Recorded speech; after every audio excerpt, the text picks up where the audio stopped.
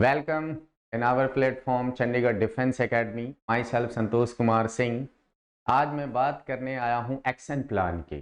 सब ने अपना अपना टारगेट सेट कर लिया होगा कि मिशन एनडीए मतलब complete in written examination. Written examination को क्वालिफाई करने के लिए क्या एक्शन पार्ट होना चाहिए, आज मैं उसके ऊपर बात करूंगा। एक्शन पार्ट कहने का मतलब है आपने किस तरीके से पढ़ाई करनी है। तो सबसे पहले आपको पता ही है कि जो फर्स्ट पेपर आपका होगा वो होगा मैथ का। अब मैथमेटिक्स में क्या है कि आपको +1 एंड +2 इन दोनों सिलेबस को काफी अच्छे तरीके से करना है ताकि कोई क्वेश्चन रह न जाए हमसे। देखो, सबसे पहली बात आपको क्या याद रखनी है कि एनडीए में कोई ऐसा क्वेश्चन नहीं पूछता है जो बहुत टफर साइड, बहुत इजी होता है। यहाँ पे सिर्फ और सिर्फ टाइम मैनेजमेंट आपको सीखना होता है।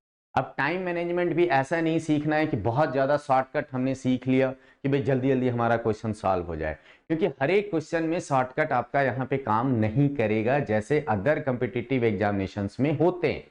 तो आपको क्या करना है, सबसे पहले तो उसकी पूरी नॉलेज होनी चाहिए। नॉलेज होएगी आप उसको टाइम शॉर्ट कर सकते।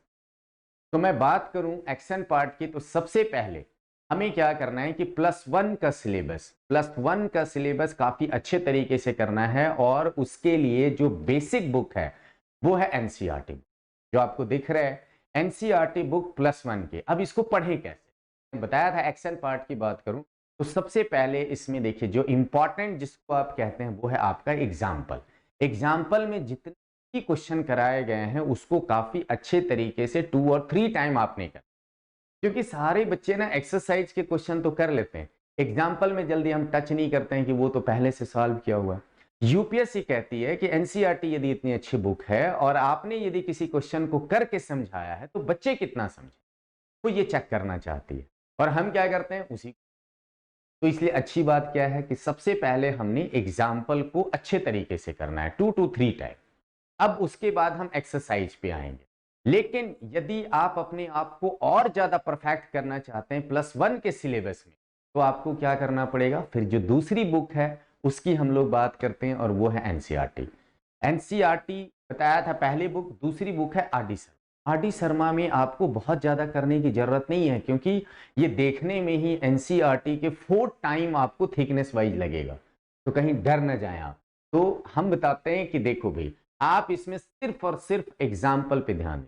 जितने भी एग्जाम्पल में क्वेश्चंस हैं इसके ओनली एग्जाम्पल, मैं एक्सरसाइज की बात नहीं कर रहा हूं, ओनली एग्जाम्पल। लेकिन आपके पास यदि टाइम है तो आप एक्सरसाइज करें, मैं मना नहीं कर रहा हूं आपको कि आपने एक्सरसाइज नहीं करना, आपने एक्सरसाइज के भी क्वेश्चन करने हैं, बट ज्यादा फोकस इस बुक में आपको एग्जाम्पल वाले क्वेश्चन पे रहना है। तो +1 हमारा हो गया क्लियर सारा। अब हम बात करते हैं +2 के। तो +2 के लिए हमें सबसे पहले basic book NCERT. NCERT same story कि आपने इसमें एग्जाम्पल करना है और एग्जाम्पल के बाद फिर एक्सरसाइज।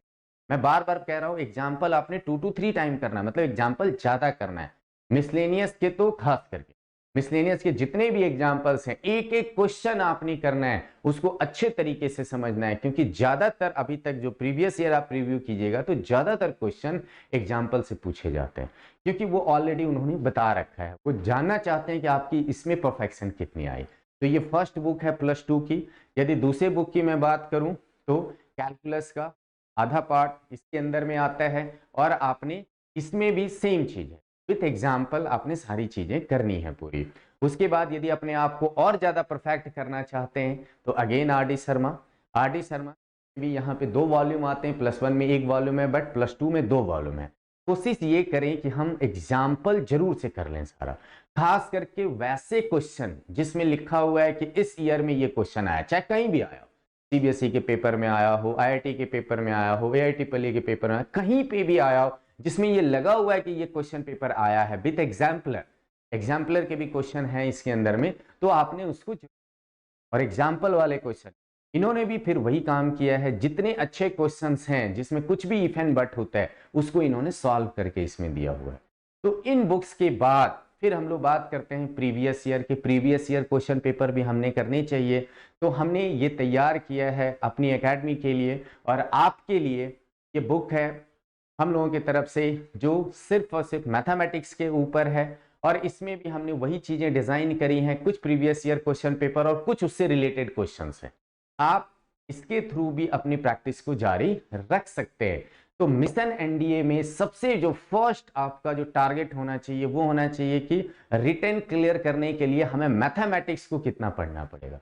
मैं ये नहीं कह रहा हूं कि जीएटी आपने कम पढ़ना है, क्योंकि जीएटी में जो जनरल साइंस के पार्ट्स हैं वो तो आपने करने ही करने हैं। उसके बाद यदि मैं बात करूं हिस्ट्री की, ज्योग्राफी की, साथ में इकोनॉमिक्स की, तो ये तो भाई समंदर है। आप जितना ज्यादा करते जाओगे उतना ज्यादा परफेक्ट होगे, उसमें तो कोई लिमिट नहीं है। बट +1 +2 का सिलेबस ये तो लिमिटेड है।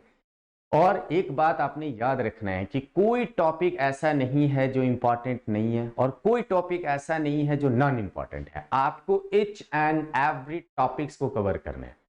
यूपीएससी इंडिपेंडेंट है, वो आपको एग्जाम में किसी भी टॉपिक से जितने मर्जी हो क्वेश्चंस पूछ सकते, और ये फिक्स है कि हर एक टॉपिक से आपको एक क्वेश्चन मिनिमम तो आएगा ही आएगा। तो इसलिए आप तैयार हो जाएं और जल्दी से अपने काम को स्टार्ट करें। फिर नेक्स्ट वीडियो में मैं नेक्स्ट आगे की प्लानिंग की बात करूंगा। आज के लिए इतना ही। Thanks a lot.